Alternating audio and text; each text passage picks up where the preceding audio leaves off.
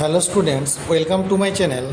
আজ তোমাদের সামনে যে প্রশ্ন উত্তরটি এনেছি সেটি বাঁকুড়া বিশ্ববিদ্যালয়ে ইতিহাস তৃতীয় সেমিস্টার মেজর MJC 4-এর প্রশ্ন। এই প্রশ্নটি প্রথম থেকে শেষ পর্যন্ত দেখার সাথে সাথে আমার চ্যানেলে নতুন হয়ে থাকলে চ্যানেলটিকে অবশ্যই সাবস্ক্রাইব করে দিও। দেখো, আজকের প্রশ্ন হলো ধর্মপালের কৃতিত্ব আলোচনা করো। বাংলার পালবংশের প্রতিষ্ঠাতা গোপালের স্বপ্ন ছিল সমগ্র আর্যাবর্তে এক সার্বভৌম রাজশক্তি স্থাপন।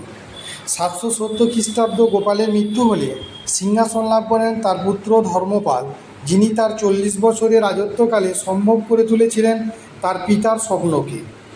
ধর্মপাল ছিলেন যথার্থই একজন যোগ্য রাজনীতিজ্ঞ এবং সমরকুশলী বীর। তাই বলা হয়ে থাকে যে Dharmapala was one of the greatest monarch of early medieval India. রাজ্য জয়। ত্রিশক্তি দ্বন্দ্বের যুদ্ধে ধর্মপাল প্রতিহার রাজ, বৎসরাজ ও দ্বিতীয় নাগভট্ট এবং রাষ্ট্রকূট রাজ ধ্রুব ও তৃতীয় গোবিন্দের বিরুদ্ধে যুদ্ধে সফল হননি ঠিকই, কিন্তু ভাগ্যগুণে কনৌজ ও গাঙ্গেয় উপত্যকায় এক বিস্তীর্ণ স্থান দখল করেন। রাষ্ট্রকূট রাজা দক্ষিণে ফিরে গেলে ধর্মপাল কনৌজের সিংহাসন থেকে ইন্দ্রিয়াউদকে অপসারিত করে নিজের অনুগত সামন্তকর্মী চক্রায়ুধকে কনৌজের শাসনভার দেন। ধর্মপাল কনৌজ অতিক্রম করে হিমালয়ের কেদারতীর্থ গাড়োয়াল থেকে গোকর্ণ নেপাল পর্যন্ত সাম্রাজ্য বিস্তার করেছিলেন। খালিমপুর তাম্রলিপি থেকে জানা যায় সমগ্র উত্তর ভারত জয়ের পর কনৌজে আয়োজিত এক দরবারে উত্তর ভারতের বহু সামন্ত রাজা ধর্মপালের প্রতি বশ্যতা জানাতে উপস্থিত হয়েছিলেন। এদের মধ্যে ভোজ, বেরার, মৎস্য, জয়পুর ও আলোয়াল, মদ্র মধ্য পাঞ্জাব, 4 নম্বর কুরু পূর্ব পাঞ্জাব ও থানেশ্বর, 5 নম্বর কির পাঞ্জাবের কাউড়া অঞ্চল, জবন সিন্ধুর মুসলিম রাজ্য, যদু সৌরাষ্ট্র অঞ্চল, গান্ধার পূর্ব পাঞ্জাব, অবন্তী রাজপুতানা প্রভৃতি রাজ্যের রাজারা বিশেষ উল্লেখযোগ্য। রাজনৈতিক সংগতি। ধর্মপাল তাঁর আপন যোগ্যতায় ও বাহুবলে বাংলায় রাজনৈতিক সংগতি এবং শান্তি শৃঙ্খলা স্থাপন করেছিলেন। তাছাড়া আর্যাবর্তের বিশাল অংশ জয় করে বাংলার মর্যাদা বৃদ্ধি করেছিলেন। মূলত তাঁর উদ্যোগেই বাংলাদেশ উত্তর ভারতে প্রভুত্ব বিস্তারে সফল হয়েছিল। শশাঙ্কের স্বপ্নকে তিনি বাস্তব রূপদান করেছিলেন। অন্য অর্থে RC মজুমদারের মতে ধর্মপালের রাজ্য বাঙালির জীবন প্রভাত কথাটি যুক্তিযুক্ত।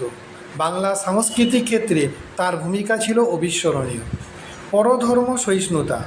সাম্রাজ্য সংগঠক, সুশাসক এবং সংস্কৃতি চর্চার পৃষ্ঠপোষক ধর্মপাল ছিলেন বৌদ্ধ ধর্মাবলম্বী। তিনি বহু বৌদ্ধ মঠ নির্মাণ করেছিলেন, যার মধ্যে বিশেষ উল্লেখযোগ্য হল মগধে নির্মিত বিক্রমশিলা বৌদ্ধ বিহার।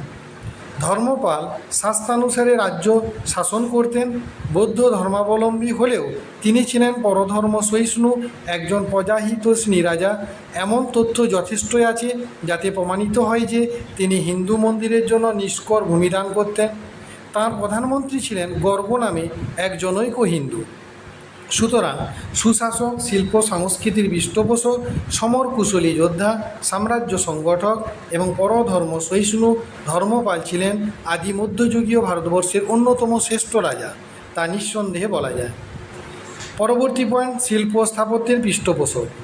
ডক্টর রমেশচন্দ্র মজুমদার বলেন, উত্তর ভারতের এক বিশাল সাম্রাজ্যের উপর ধর্মপাল আধিপত্য স্থাপন করলেও একমাত্র বাংলা ও বিহারে তিনি প্রত্যক্ষ শাসন ব্যবস্থা গড়ে তুলেছিলেন। সার্বভৌম শক্তির প্রতীক হিসাবে ধর্মপাল পরমেশ্বর পরম ভট্টারক মহারাজা ধীরাজ উপাধি নিয়েছিলেন। রাষ্ট্রকূট রাজ তৃতীয় গোবিন্দর সঙ্গে মিত্রতা স্থাপন করে তার কন্যা রণ্যা দেবীকে বিবাহ করে ধর্মপাল কূটনৈতিক দূরদর্শিতা পরিচয় দিয়েছিলেন। তবে তাঁর সাফল্যের পিছনে তার ভাই বাকপাল ও ব্রাহ্মণ মন্ত্রী গর্গভট্টের অবদান অপরিসীম। ধর্মপালের গুরু বৌদ্ধ পণ্ডিত হরিভদ্র তাঁকে বৌদ্ধ ধর্মে অনুরাগী করে তুলেছিলেন। তাই ধর্মপাল বিক্রমশিলা মহাবিহার, সোমপুরী বিহার ও অদন্তপুরী বিহার নির্মাণ করে বৌদ্ধ সংস্কৃতি চর্চার পথ প্রশস্ত রেখেছিলেন।